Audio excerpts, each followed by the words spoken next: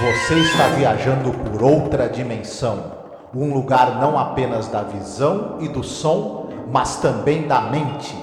Uma jornada em uma terra maravilhosa, cujos limites são os da fantasia.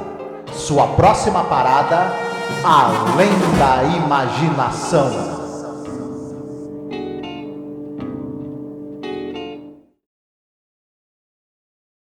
Olá, ouvinte! Seja bem-vindo a mais um programa sobre a série clássica Além da Imaginação. Eu sou a Angélica. E eu sou o Marcos.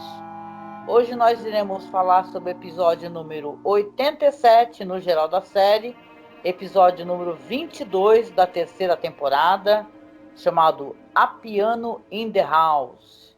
Seria um piano na casa. Correto, Marcos? Sim. Esse episódio aqui é mais um episódio escrito pelo Ian Hammer Jr. A gente falou dele recentemente quando foi conversar sobre aquele episódio The Hunt, né, do senhorzinho que falece junto com o cachorro e acaba quase sendo enganado na porta do céu lá, né? Pensando que era o céu, pelo menos, né? Uhum. A gente já tinha comentado que o Elhammer, ele começou a escrever junto, né? Mais ou menos na mesma época que o Rod Serling, ganharam aquele concurso que você enviava um roteiro para a série do Dr. Christian, né? Aquela série que era de rádio. Ele e o Rod Serling ganharam esse concurso em ocasiões diferentes, e ele é famoso por ser escritor, produtor da série Os Waltons, por exemplo, né? Sim, é um cara que ele gostava de escrever histórias sobre temas rurais, né? A gente está se repetindo porque a gente falou isso recentemente, né? Interessante analisar o trabalho dele na série, porque ele tem The Hunt, mas vários roteiros dele que ele escreveu para a série são roteiros com temas mais urbanos, né? Esse aqui, então, é novamente um episódio onde existe um objeto mágico, né? Então você vai ter nesse daqui um piano, né? Que vai ser um piano daqueles que toca sozinho, sabe? O nome desse piano é Ampico, que é uma abreviação para o nome American Piano Company de East Rochester, né? Então você Eita! tem... então é um modelo que eles fizeram uma reprodução, uma cópia, na verdade, de um piano de 1913. Né? Então Caramba! é interessante isso daí, porque o piano vai ser fundamental na história, né? Uhum. E é legal, quem quiser escutar um pouco mais sobre esse roteirista, a gente falou sobre a história dele, como o Marcos comentou, no episódio The Hunt, e tem umas curiosidades relativas a essa questão do roteiro, né? Porque ele estava, esse escritor, também meio perdido, assim, sem saber exatamente o que fazer para a série, para agradar, né, o Rod Serling. Ele já assistia, né, os episódios da série, então dizem que tem uma certa tendência a aparecer com alguns episódios da série, por exemplo, alguns que a gente já comentou. Tem aquele A Thing About Machines, né, que é do Uhum. cara que não gosta de companhia, né, e começa a ser atacado por objetos, gadgets, né, da casa dele, e ele vai ficando louco. E também tem aquele episódio The Whole Truth. Então, esse personagem, né, que vai ser a gente vai falar sobre ele mais, o Fitzgerald Forton, né, lembra demais, né, esse protagonista do A Thing About Machines. Então você vai ter assim uma semelhança, não que ele tivesse copiado, veja bem, inclusive esse roteiro é muito elogiado, né, ainda mais pelas atuações, né, mas ele pegou alguns personagens que ele foi adquirindo informação também e pegando alguns estereótipos já mostrados na própria série. Certo. Falando sobre esse diretor, o David Green, ele é um cara que ele começou como repórter de jornal, só que não se dava muito bem, aí ele foi tentar fazer outras coisas da vida, tipo ser porteiro de hospital, trabalhava com entrega de móveis. Tipo Enfim, ele ganhar foi vida, né? Então, né? Porque, isso. né? Mas nessa que ele foi tentando vários empregos, ele também tentou ser ator. E efetivamente conseguiu alguns papéis na televisão. E aí, aos poucos, ele foi se engajando atrás das câmeras. começou a produzir, dirigir e tudo mais, e escrever também uma outra roteiro, e o trabalho dele atrás das câmeras começou a ser muito, muito, muito elogiado. Ele começou a ser muito solicitado tanto nos Estados Unidos quanto no Canadá para dirigir séries. E aí o homem produzia e dirigia episódio de série de maneira industrial. Ele trabalhou em quase todos os teatros televisionados, dirigiu séries de todo tipo, de aventura, de ação, de espionagem, enfim, dirigiu episódio da série Raízes, por exemplo, né? Só para citar. E ele também, depois de um certo tempo, ele migrou para dirigir minisséries e filmes de TV. Dos anos 70 em diante, isso aí passou a ser a principal atividade dele.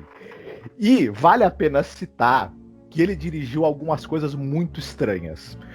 Por exemplo, ele dirigiu aquele famoso filme A Satânica Madame Sim, que é um filme de espionagem com Robert Wagner, que é uma espécie de cópia do 007, em que você tem a Bette Davis fazendo uma super vilã. Olha, é inacreditável esse filme. Enfim, eu não vi, não. Deve ser interessante. Eu adoro os filmes com a Bette Davis. É muito estranho, viu? Mas é interessante. Passou na TV brasileira. Ele dirigiu Godspell, por exemplo, outro filme famoso. Ele dirigiu a versão para TV do Conde de Monte Cristo com Richard Chamberlain, que eu sei que você assistiu e você gosta. Assisti e não faz muito tempo, não. Eu lembro que eu até compartilhei no Instagram, né, que eu encontrei uma versão boa para baixar e eu gostei dessa versão. Achei legal. Para TV, né, com todas as limitações que tinha na época, mas gostei bastante. Ele dirigiu também a versão para TV do Que Terá Acontecido a Baby Jane com a Vanessa Redgrave e a versão para TV do Mensageiro do Diabo, que tinha o Richard Chamberlain fazendo o papel que era do Robert Mitchum. Filmes que talvez ele não devesse ter dirigido, porque não são lá muito bons, sobretudo se você compara com os filmes originais. Nossa, né? mas agora enfim, eu sou muito obrigada a procurar esse filme aí, porque eu adoro esse filme, Mensageiro do Diabo, né? Apesar de ter esse título, gente, não é um filme de terror mesmo, né? É mais um filme que ele tem uma inspiração, deve dar um certo receio, mas é mais por uma questão de abuso, né? De violência. É um filme incrível, Mensageiro do Diabo. E, porra, com o Richard Chamberlain, vou ter que assistir. Muito bem. Falando rapidinho um pouco do elenco, você tem o ator inglês Barry Morse, que ele faz o personagem principal desse episódio, né? O Fitzgerald Fortune. Eu adorei o nome que o cara arrumou para esse personagem, viu? Vocês já vão falando. E o Barry Morse era um excepcional ator de teatro. Ele, se eu não me engano, ele morava no Canadá, só que ele era muito requisitado para trabalhar nos Estados Unidos e também na Inglaterra. Então ele vivia na ponte aérea praticamente. Trabalhava num filme na Inglaterra, fazia uma série no Canadá, ia fazer teatro nos Estados Unidos e vice-versa. Era um cara, um grande, grande ator. Depois de um certo tempo, ele ficou mais fixo na televisão. E ele é muito lembrado por duas séries. Ele é o Tenente Gerard do Fugitivo, da série O Fugitivo, né? Série famosíssima na TV americana, que passou no Brasil, também foi um grande sucesso. Então todo mundo lembra dele por ter sido... Ele era o policial que perseguiu o médico, né? Basicamente. E também ele era o Dr. Victor Bergman, da série Espaço 1999, uma outra série inglesa de ficção científica absolutamente sensacional dos anos 70. Ele fez esse personagem também, que era um personagem muito querido, inclusive, pelo público que gosta da série e tal. Muito lembrado por esses dois papéis principalmente. E diz que ele também participou daquela série All the Limits, né, num episódio chamado Experimento Controlado, né, onde ele interpreta um marciano, né, então muitas pessoas que você vai ver aqui no episódio participaram de várias séries em comum, sabe, isso é interessante, tipo The Alfred Hitchcock Hour, The Invaders, você falou do Space 1999, uma antologia muito famosa também que era apresentado pelo Rod Down. Então é um pessoal que estava sempre ali, né, circundando essa série de ficção científica, fantasia, né? Uhum. E com certeza o Barry Morse, ele é ótimo. Ele é um vilão muito bom, porque você tem que odiar, né, o vilão, né? E ele, nesse sentido, ele desempenha muito mesmo. Mas contudo, amei o Barry Morse, claro. A atriz, né, que interpreta a mulher dele, é um daqueles casos que quando você vai pesquisar, eu achei fascinante. A Joan Hackett, ela faleceu muito jovem, né, 49 anos de idade. Ela aparece nesse papel muito contido. Ela era muito concentrada, essa atriz. Diz que ela era considerada até um tanto quanto problemática, né, Marcos? Essa atriz de tom, ela queria entregar o melhor, né? Assim, nesse episódio, você vê, sente a tensão dela, e eu acho que ela fez bem, né? O papel, assim, de uma esposa controlada e com ódio muito profundo, e um ódio silencioso, e tentando parecer inexpressiva ao mesmo tempo. Sim, ela é interessante, porque ela começou a carreira dela como modelo. E quando ela ainda estava trabalhando como modelo, ela recebeu um convite para começar a ter papéis, né? A Fox convidou ela para ter um contrato para tentar atuar. Ela era uma pessoa que tinha um amor inacreditável pela atuação. Ela recusou o convite porque ela achava que ela era muito inexperiente e ela não queria ir para frente das câmeras, atuar sem ter estudado realmente teatro. O que ela faz? Em vez de aceitar o trabalho, ela vai estudar no Actors Studio do Lee Strasberg. Uhum.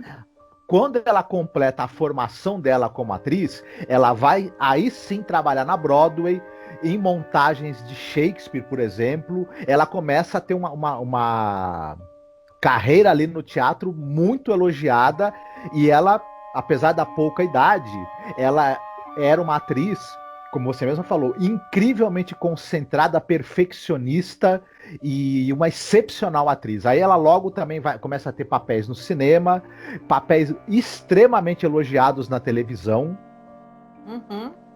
né? E era uma excepcional atriz, uma atriz realmente de grande talento e uma pessoa de grande concentração e perfeccionismo, a ponto de arrumar de vez em quando umas arengas com os diretores e produtores, né, dos trabalhos em que ela estava fazendo. Pô, interessante, eu não sabia, né? E eu não assisti, gente. Isso eu me senti quase como se fosse uma falha de caráter, né? Eu lembro que a gente falou daquela versão de Dead of Night, né? Que é uma antologia, né? Que é uma antologia clássica e tal, preto e branco, né? Aí eu fiquei sabendo que ela participa de uma outra versão, né? De Dead of Night, de 77. Esse filme, para quem não conhece, é do diretor Dan Curtis, né? Os roteiros são do Richard Matheson. E o segmento que ela participa, que é o Bob, que é da mãe, ela faz uma mãe que ela tá em luto porque ela perdeu o filho afogado, sabe? E ela começa a mexer com magia negra e a criança volta, só que vai voltar estilo cemitério do Stephen King, ou então a inspiração que dizem que tem, que é a pata do macaco, né? A mão do macaco.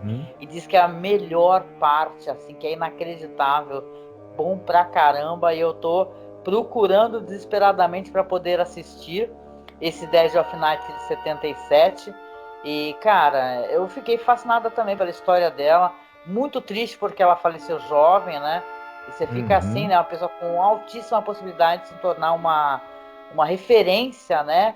Na atuação de atrizes incríveis, né? Então a Joan Hackett realmente ganhou meu coração. Vou procurar muito também coisas sobre ela, né?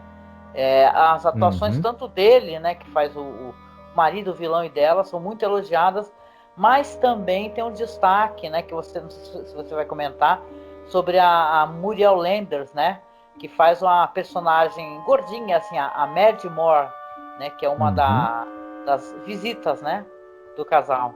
Sim. Ela, o pessoal vai lembrar dela possivelmente do filme, né, dos anos 60 do Doutor Dolittle, que ela era a Senhora Blossom. Né? E ela era uma atriz de teatro com uma excelente formação, ela cantava muitíssimo bem, dançava muitíssimo bem. E por conta do tipo físico dela e da desenvoltura dela em cantar, dançar, e ela acabou fazendo muita coisa na televisão de humor. Ela participa de muitas séries, minisséries e filmes de TV que tem essa pegada de humor. Porém, em momentos pontuais da carreira dela, em que ela fez drama, ela se desempenhou maravilhosamente bem, porque ela tinha uma formação de teatro muito sólida. E nesse episódio, para mim, ela rouba a cena completamente, né? Concordo muito contigo, né? Eu lembro também que o pessoal comenta que ela participava, porque tinha esses programas de humor famosos, tipo com o Jim Martin e o Jerry Lewis, né? E ela participava de uma versão, ao lado de uma dupla também e tal. E ela, nesse episódio, é muito emocionante o momento onde ela aparece. A gente vai falar mais sobre isso, né, quando fizer a sinopse, né? Mas ela tem isso, né, que ela parece aquela pessoa brincalhona e tal, despachada.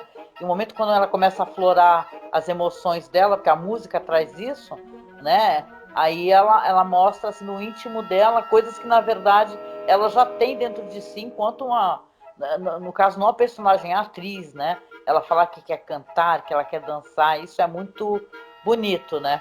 Quero comentar também que tem o Cyril de Levante, né, que ele faz um mordomo idoso. Ele já participou do episódio que é roteiro do George Clayton Johnson, que é a Penny for Your Thoughts, né, que ele faz aquele senhorzinho no episódio que está pensando em roubar o banco, né, e tal. Ele participa também do The Silence, da segunda temporada. E mais pra frente, no episódio que a gente não comentou ainda, que é o Passage on the Lady Anne, né? Então ele é um ator incrível também, gente. Tá todo mundo muito bem nesse episódio. É difícil até comentar sobre todos, porque todo mundo teve que fazer 2 tipos de papel, praticamente, né, Marcos? Tem um papel que a pessoa tá ali fingindo com aquele verniz social, e depois o papel que a música, né, traz assim, do íntimo da pessoa a total verdade, né? Então isso é muito interessante. Sim, concordo contigo. Eu não tinha pensado nisso, mas você apontou uma coisa muito importante, é verdade. E as pessoas sobretudo os 3 atores principais aí do episódio se desempenham muitíssimo bem, né? Uhum, sim. E aí, vamos então para a sinopse para poder comentar? Sim. Hoje é minha vez, então vamos lá. Nós vamos ter acesso ali a um dia crítico chamado Fitzgerald Forton, interpretado pelo Barry Morse, que é um homem cáustico, muito cruel. Aí ele vai em uma loja de móveis usados procurar ali um piano para sua esposa Esther, que é o seu presente de 26º aniversário. Mas tem uma questão aí, enquanto ele está conversando com um proprietário muito rabugento, aonde ele fala assim que a esposa dele pensa que sabe tocar bem piano, só que ele vai comprar para ela um daqueles pianos que tocam sozinhos, né? Que aí já vai mandar para ela uma mensagem, né? Então você vai ter ali o dono, que é um cara muito mal-humorado também, né? Que trata ele muito mal, e você pensa, pelo que ele está contando ali, que ele merece ser tratado, né? Do jeito que ele merece, que ele é meio grosso também. Aí só que quando eles ligam ali o piano, começa a tocar uma música, que é I Am in the Mood for Love. Aí o proprietário ali da loja de móveis usados começa a falar de amor e de saudade e tal. E o Fitzgerald está olhando aquilo ali boquiaberto e falando, opa, arrumei um tremendo presente, eu vou fazer uma grande trollagem. E manda entregar o piano na casa dele, né? Depois que a música para de tocar, por sinal, o cara começa automaticamente a tratar o cara mal de novo, né? O crítico, né? Fala assim, o que você tá falando, né? E tal. Aí a gente vai ver ali a esposa dele, né? Mais pra frente a Esther. Ele chega em casa falando que comprou um piano para ela, e ele fala que alegremente para ela assim, isso vai poupar muito tempo e despesas. Você não precisa mais fazer aulas de piano. Você pode apenas ligar o instrumento e ficar tocando. E você vê na face dela, da atriz, né, que aquilo magoa, né? Só que ela não fala nada. Aí ele resolve tocar uma música para ela, né? Porque ele quer ver o efeito que o piano tem nela. Vai tocar uma música chamada Smiles. E ela começa a automaticamente falar para ele que não suporta que ela que ela tem aturado ele por todos esses anos, que ele é um homem muito cruel e tal, e ele sorrindo, ele tá adorando isso tudo, né? E a gente tem acesso também ao mordomo, né? Que ele fica reclamando do mordomo e fala, nossa, esse cara tá mais morto do que vivo, vive com essa cara murcha e tudo, né? E, cara, esse ator tá maravilhoso, né? Porque ele tá realmente com aquela cara muito tristonha, né? E tal. E aí, quando começa a tocar uma música, ele começa a dar risada alto, ele rola, ele brinca e tal. E ele fica muito, muito constrangido, né? Com o que ele fez anteriormente, porque as pessoas não esquecem, né? Tem esse detalhe, tem essa coisa mágica de o piano e as músicas trazem o íntimo do ser humano, só que as pessoas não ficam sem saber o que elas estavam fazendo. Tanto que o mordomo pede perdão várias vezes. Aí o Fitzgerald fala então que mal aguarda, né, está aguardando ansiosamente, né, que cheguem então os convidados para a festa de aniversário da esposa dele, porque ele quer testar, né? Ele quer saber quem são essas pessoas de verdade. E eu deixo por aqui, então, para a gente poder comentar. E aí, Marcos, quais são os destaques, na tua opinião? Então, esse episódio, para mim, ele lembra bastante aquele episódio A Thing About Machines, sobretudo o protagonista. Para mim, eles têm há um paralelo muito grande entre um personagem e outro. Mas eu acho esse personagem mais interessante por dois motivos. Primeiro, porque eu gosto mais desse ator, do Barry Morse, gosto muito da atuação dele. Eu acho que apesar dele ser um sujeito desprezível, né, escroto, perverso, egoísta, misantropo, misógino, ele ao mesmo tempo ele tem algum carisma.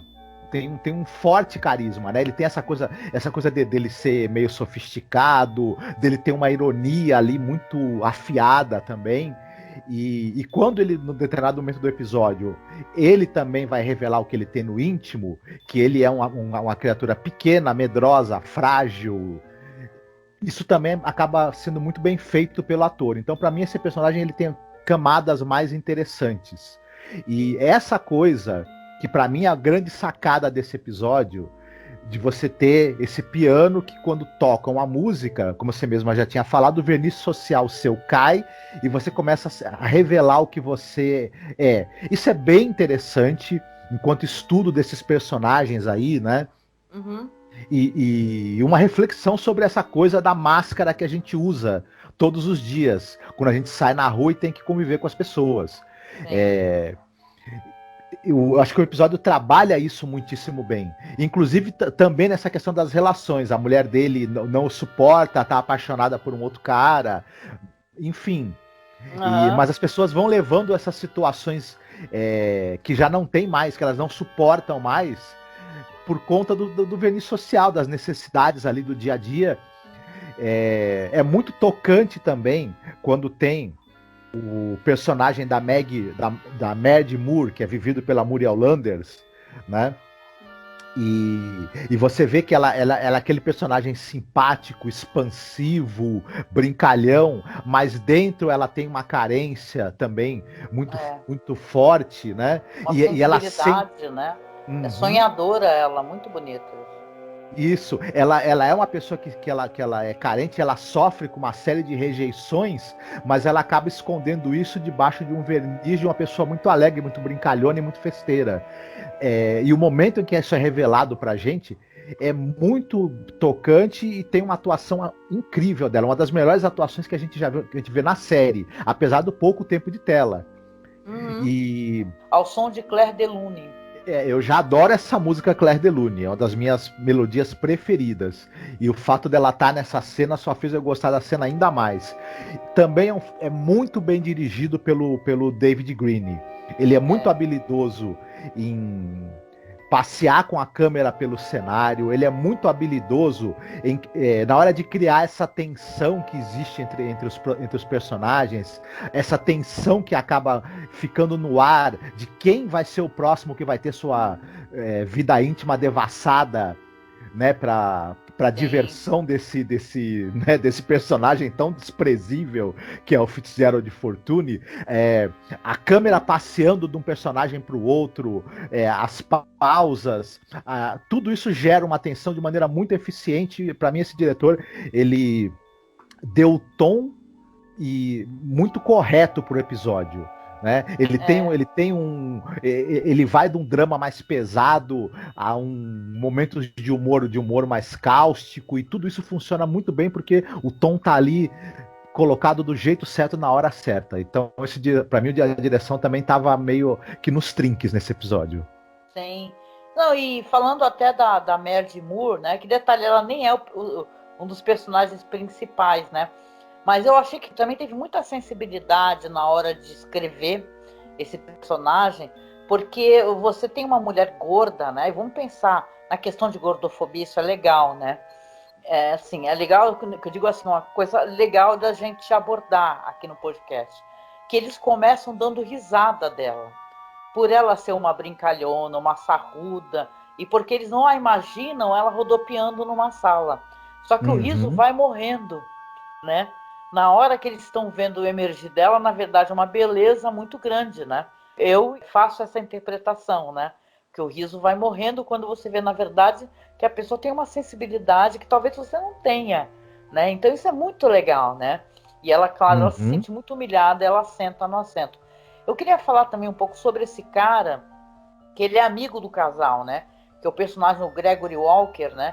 Que é o cara justamente do qual a mulher dele tá apaixonada por ele, só que ele faz um cara que ele fica professando uma certa aversão por qualquer envolvimento emocional. Mas na hora que começa a tocar a música, Remind Me of You, quando começa a tocar, ele começa a falar todos os sentimentos que ele tem pela Esther, pela esposa dele, e ele não sente ciúmes, ele tá com um riso rasgado, porque ele tá amando ver as pessoas se sentirem humilhadas depois que elas revelam os seus sentimentos, né? Tá lá falando que a ama, que não sei o quê, que confessa que eles tiveram encontro amoroso enquanto ela estava de férias, né? A mulher fica mortificada, né? E tal, inclusive. Então você vai ter essas cenas assim, onde as pessoas estão sendo humilhadas, ele está adorando, né? Toda essa humilhação, né? Então é realmente um episódio assim que é uma torta de climão, né? Que vai rolar de todas as maneiras possíveis, né? Até o grande finale, né? Em determinado momento do episódio, também vai ser tocada uma música para ele, né? E ele também vai revelar o que ele tem por dentro. Então, todo aquele verniz que ele tem de esperteza, de ironia, crueldade, né? De frieza que ele tem, vai demonstrar que, na verdade, ele é uma pessoa pequena, que ele tem medo de todo mundo, ele se considera não digno do amor e do respeito de ninguém, e por isso que ele tem essa atitude para com as pessoas. E aí ele é deixado sozinho, as pessoas vão todas embora, provavelmente nunca mais nenhum dessas pessoas vai inclusive dirigir a palavra a ele, e ele fica sozinho com a pequenez dele, né? É interessante como isso acontece, né? Porque ele pede para ela colocar uma música que vai trazer o diabo, né? Entre eles, né? E ele vai entregar um rolo para ela, só que ela troca o rolo. Ela coloca uma canção de Ninar de Brahms, né? E é isso que traz para ele, então, todos os sentimentos dele, inclusive sentimentos infantis, né? Que lembra que era uma criança egoísta, mimada, tinha pavor, tinha medo de tudo. Aí ele acaba machucando a todos, porque é o único meio dele se expressar, né? Ele acaba machucando as pessoas com medo de que machuquem ele primeiro. Então, eu acho até que para esse personagem é um final até esse reconhecimento, né? Do que a gente é de verdade, na verdade, nossas inseguranças todas, né? Porque muita gente é assim, né? Se for parar para pensar, ainda mais na época que a gente vive, né, e tal, essa questão de polarização e tal, até questão política, se você colocar, muita gente quer se sentir entre um grupo, entendeu? E o caso é que esse grupo é um grupo horroroso, um grupo perigoso, né? Então as pessoas querem atacar e querem se sentir bem ali consigo mesmo, assim como donos da verdade, mesmo sendo uma mentira. Então ele é um personagem extremamente cruel, E é você perguntar e não justificar, talvez, as atitudes dele, porque ele estava adorando tudo isso, né? E tal, ele estava se regozijando ali com a humilhação das pessoas, né? E no final, quando ele desvenda assim, toda a fragilidade dele, ele foi deixado sozinho, porque ele já machucou tanto essas pessoas que elas não querem mais ficar com ele, né? Só sobra o mordomo. Só que quando o mordomo aparece, ele fala pro mordomo: você também vai rir de mim? E o mordomo fala pra ele: você não tem mais graça. E tô indo embora.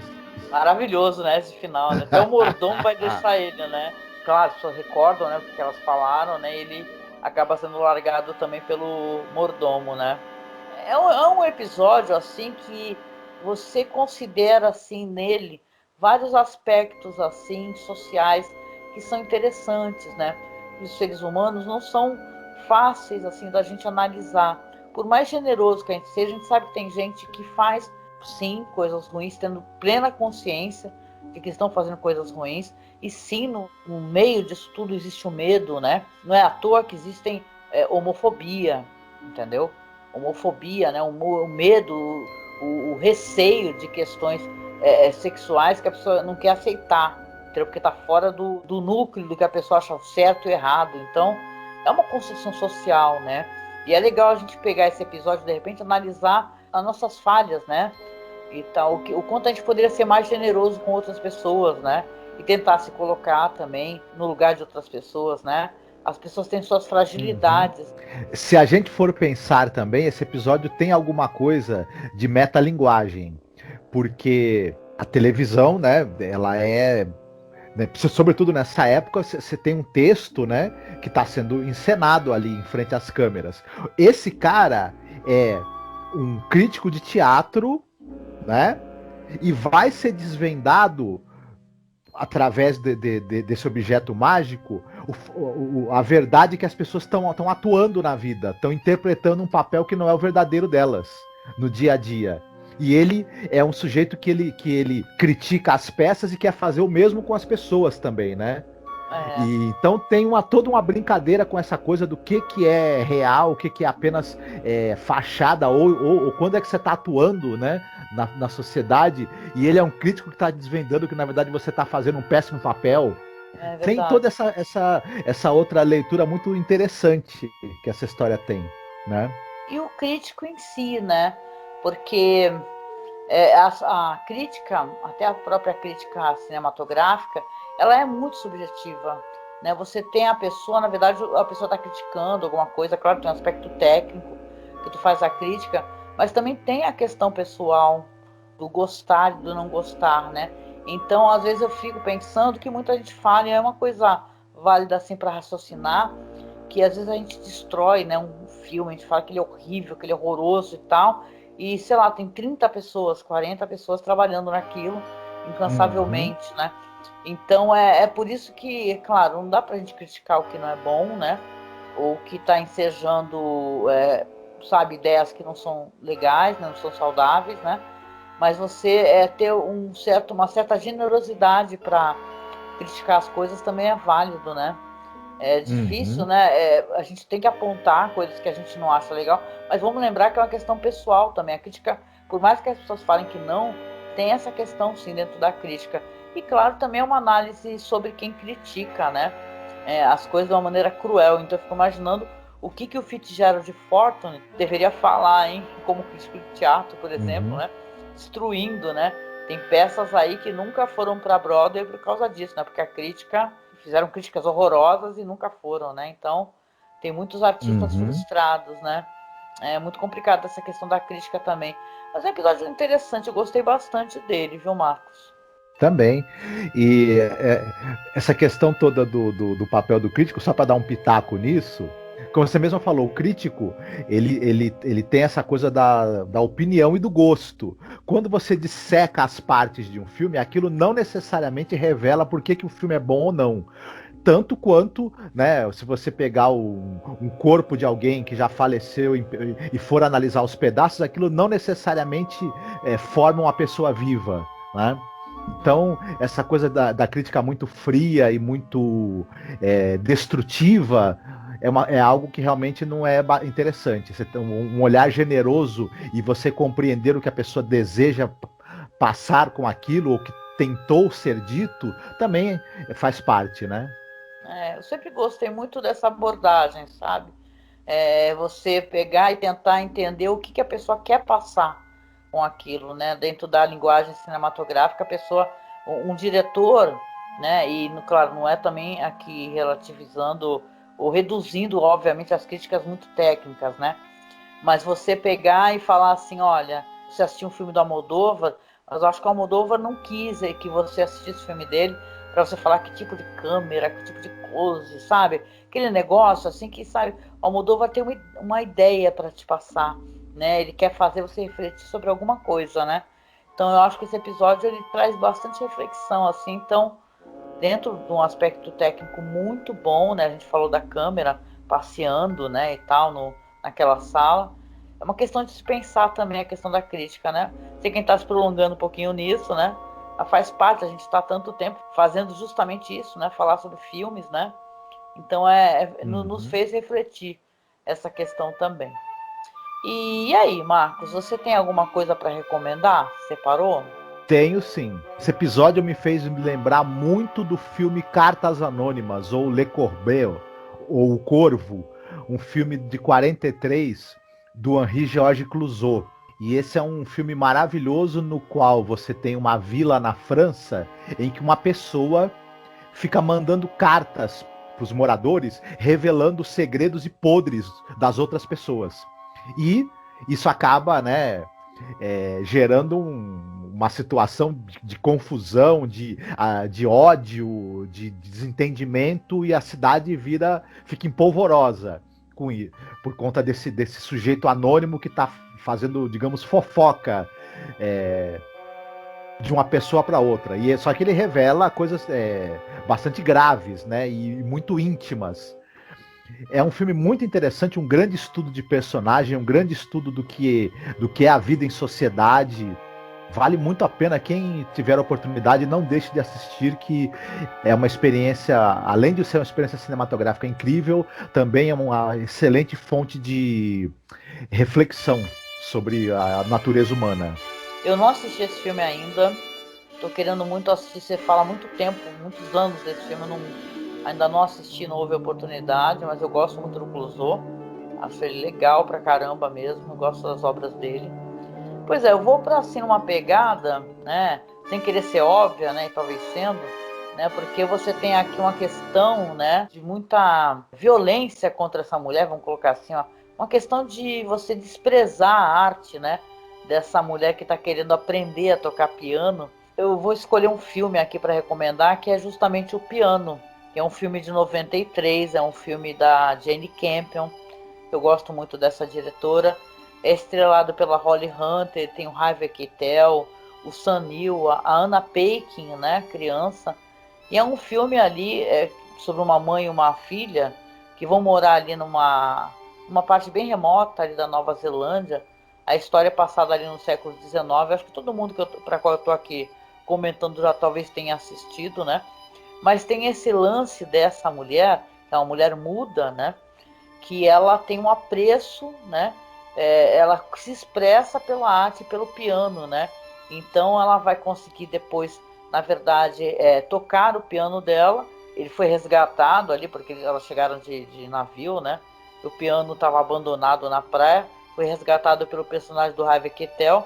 Ela acaba tendo uma relação, né, amorosa com ele, ele faz uma certa chantagem, mas ela se comunica através ali da música e vai encontrar também um amor, né? Porque tem o lance dela se casar com o personagem do Sam Neill, que é um cara muito mala, sem alça, né?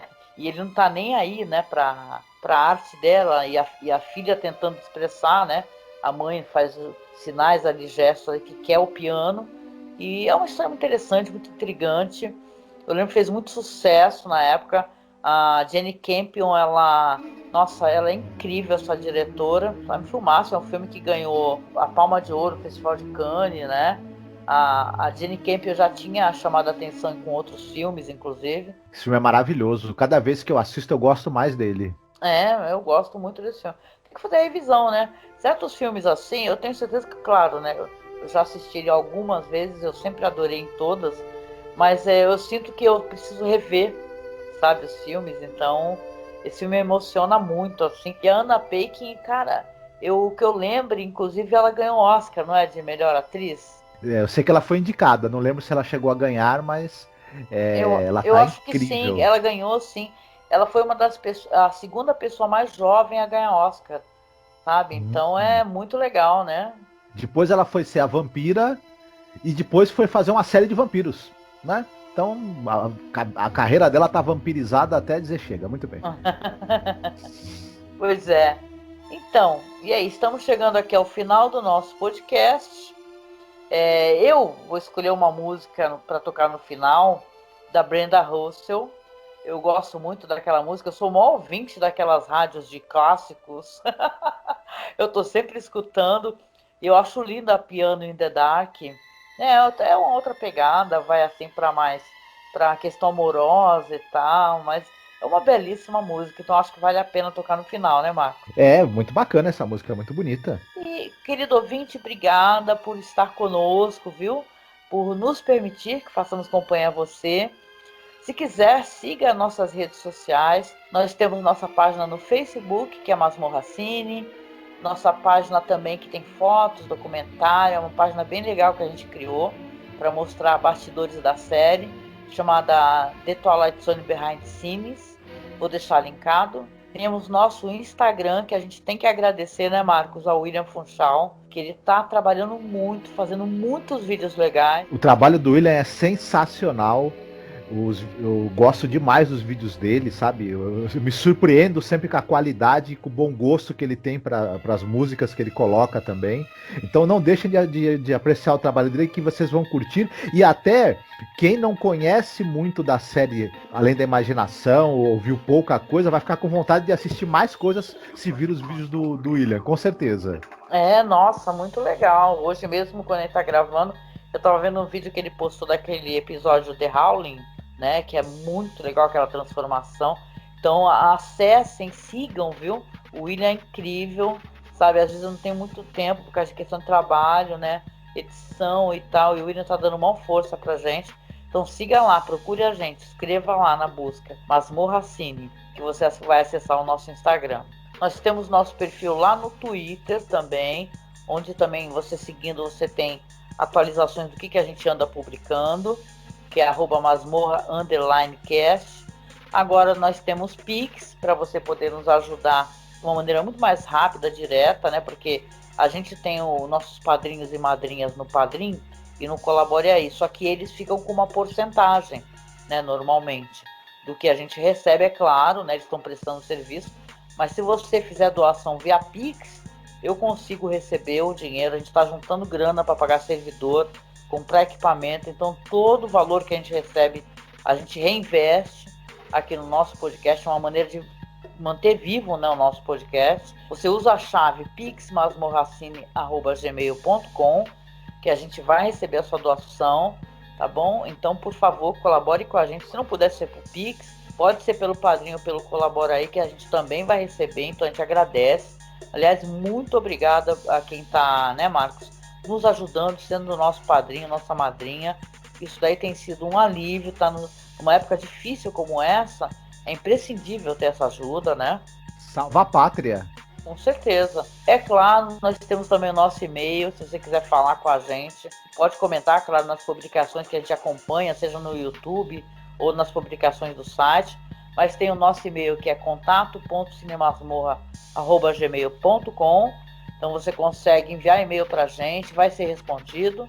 Chegando no finalzinho aqui, a gente deixa aquele abraço apertado, né? Se cuidem, né? O nosso sentimento, né? A gente está preocupado, é uma fase muito difícil, a pandemia não acabou. Então se cuide, viu, gente? Se cuidem muito, álcool na mão, distanciamento social, muito cuidado por aí. E a gente se encontra aí no próximo podcast sobre Além da Imaginação. Fique bem, se cuide. Beijo, tchau, tchau.